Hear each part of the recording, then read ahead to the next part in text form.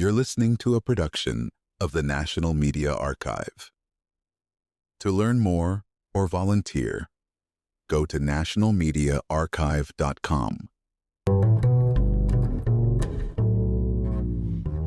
Imagine a place colder than your deepest winter memory, a land of endless ice, whipped by hurricane-force winds, where the sun can disappear for months.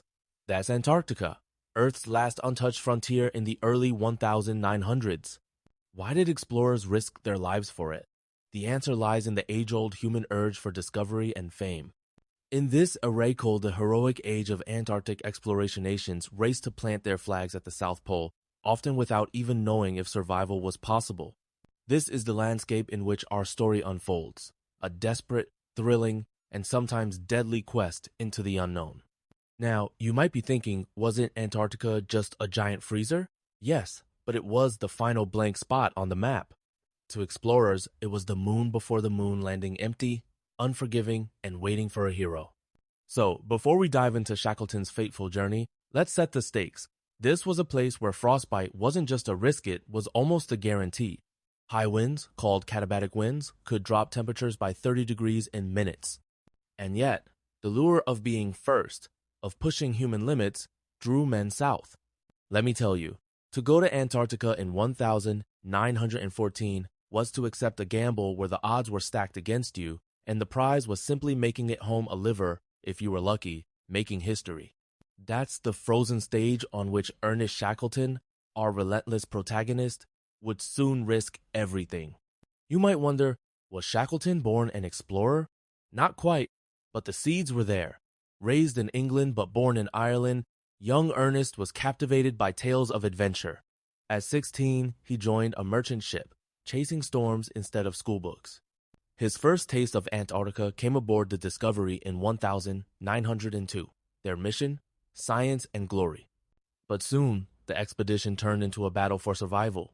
Contaminated dog food, scurvy vitamin C deficiency that causes gums to bleed in snow blindness when UV rays bounce off snow and burn the eyes. Now, you might ask, why not just turn back? Because turning back could mean missing out on breaking records, and fortune favored the bold. Shackleton barely survived, coughing and weak, but he refused to quit. This first brush with Antarctica didn't break him. In fact, it did the opposite, ignited an obsession, setting up the legend that would soon unfold. Already, we see themes that will define Shackleton: resilience, ambition, and a willingness to risk it all for the sake of adventure.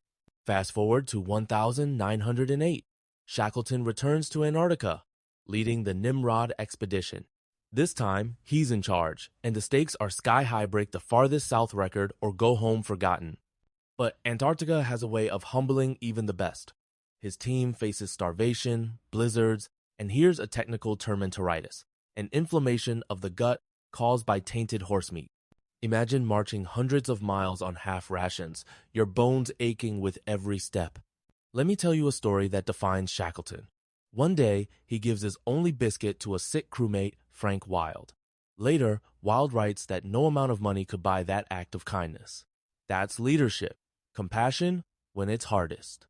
But it's not all heroics, there's crisis too. When a crewman collapses near the finish, Shackleton makes a snap decision. Split the team, risking everything to save both the ship and their friend. They make it barely. Shackleton returns a hero, knighted for his efforts. But the South Pole remains unconquered and his story is far from over. So, what do you do when your dream is snatched away? After Norwegian explorer Roald Amundsen claims the South Pole in 1911, Shackleton needs a new challenge. His answer? The first coast-to-coast crossing of Antarctica, a feat so ambitious, it sounds almost reckless. Shackleton throws himself into planning, fundraising, recruiting, receives over 50 applications, 2 ships, 28 men each. The main ship, Endurance, would land on one side. Aurora would set up supply depots on the other. You might be thinking, what's so hard about crossing on foot? Picture this: crevasse fields deep, hidden cracks in the ice sand, constant threats like hypothermia, where your core temperature drops dangerously low. The world is on the brink of World War I, but nothing can stop Shackleton.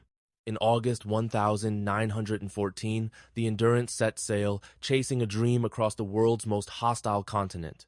Little does he know, the real test hasn't even begun. December 1914. The Endurance approaches Antarctica, but thick pack ice-floating sea ice that locks ships in place quickly becomes their prison. By January, they're frozen solid, unable to move an inch. It's called being beset. Now, you might wonder, couldn't they just wait for spring? That's what Shackleton hopes. They transform the ship into a winter shelter, keeping spirits up with games and routinize a psychological trick called morale management. But as the ice shifts, pressure ridges giant, heaving walls of ice begin to crush the ship. The hull groans, water seeps in, and finally, Shackleton gives the order no captain ever wants to give: abandon ship. Let me paint the picture. Stranded on a drifting ice floe, thousands of miles from rescue, not even on the continent itself. The Endurance slips beneath the ice, taking their hopes with it. For most, this would mean despair. For Shackleton and his men, it's just the beginning of their fight for survival. Picture this. Months pass, and the men drift on a slab of ice, hoping it'll carry them to land. Their world is a frozen labyrinth, dotted with pressure ridges and open leads gaps in the ice that threaten to swallow them whole. Supplies dwindle, hunger gnaws. Eventually, they're forced to shoot the weakest sled dogs for food, an act of grim necessity. The carpenter, McNish, rebels, arguing that Shackleton's authority vanished with the Endurance. A leadership crisis? Right when unity matters most. Now, you might ask, how do you keep hope alive in these conditions? Shackleton's answer: routine, purpose, and unbreakable optimism. He assigns chores, keeps men busy, and refuses to let despair win. But the ice is melting, the surface turns to slush, and the world beneath their feet is literally dissolving. The setup? A desperate dash for land. The conflict? Morale hangs by a thread. The resolution? A decision. Take to the lifeboats and risk the open sea. In the face of chaos, Shackleton's leadership keeps a fragile order intact, a lifeline more important than any supply. April 1916. With their ice floe breaking up, the men pile into 3 tiny lifeboats no bigger than a family car. Their destination?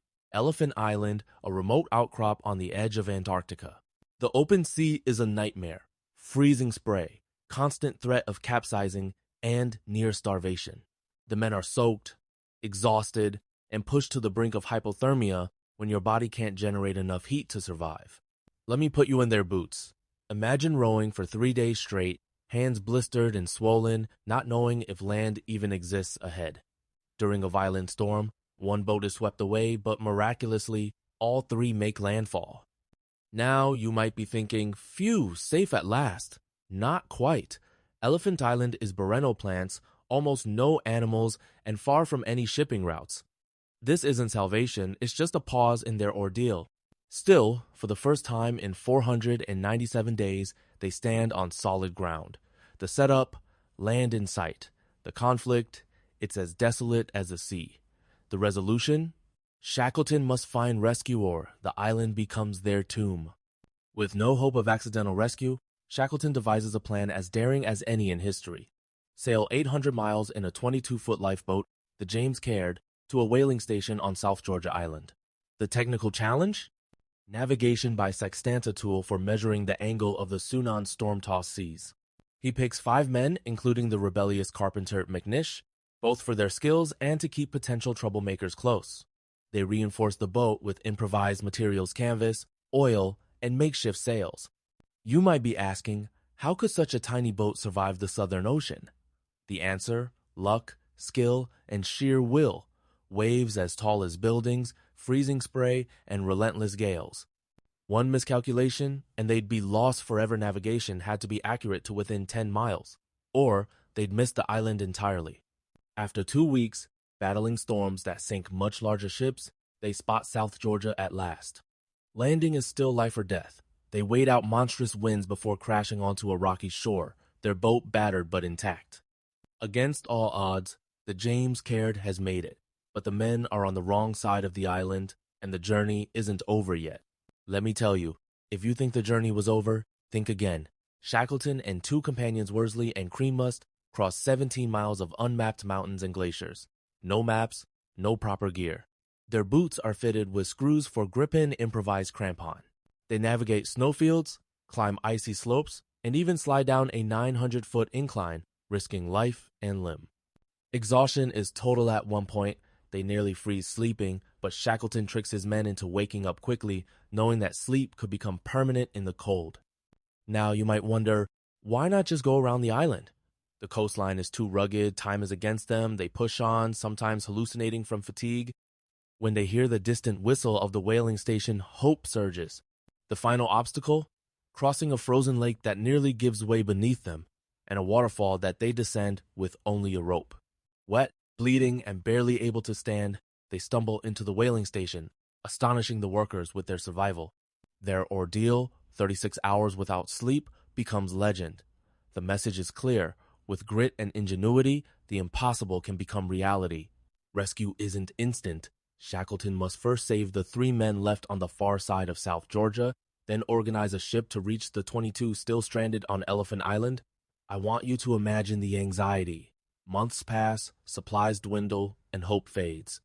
Frank Wild, left in charge, keeps the men alive on rotten scraps and raw shellfish, amputating toes when frostbite sets in.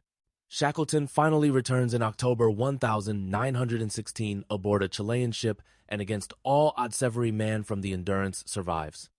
Meanwhile, Aurora's support party faces its own disaster. Their ship drifts away, leaving men stranded on the opposite side of Antarctica. 3 die before rescue, but they finish laying supply depots, never knowing Shackleton never made it across. Back home, World War I overshadows their triumph. Shackleton enlists, serves in diplomatic missions, and true to form begins planning yet another Antarctic journey. But his health is broken by years of hardship and heavy drinking.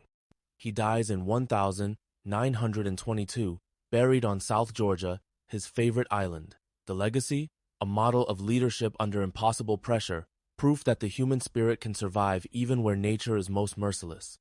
So what can we learn from Shackleton's saga? It's more than a tale of survival, it's a masterclass in leadership, resilience, and hope. Shackleton understood group psychology.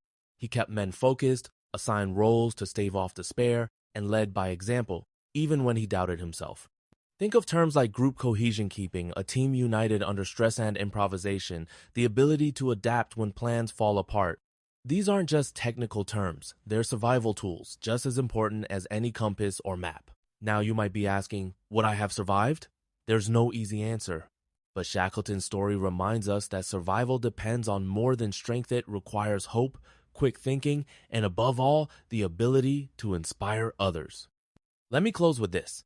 The next time life feels overwhelming, remember the men who rode through Antarctic storms, crossed mountains with bloody feet, and never gave up on each other. That's the real secret of survival, a lesson as vital today as it was a century ago on the ice.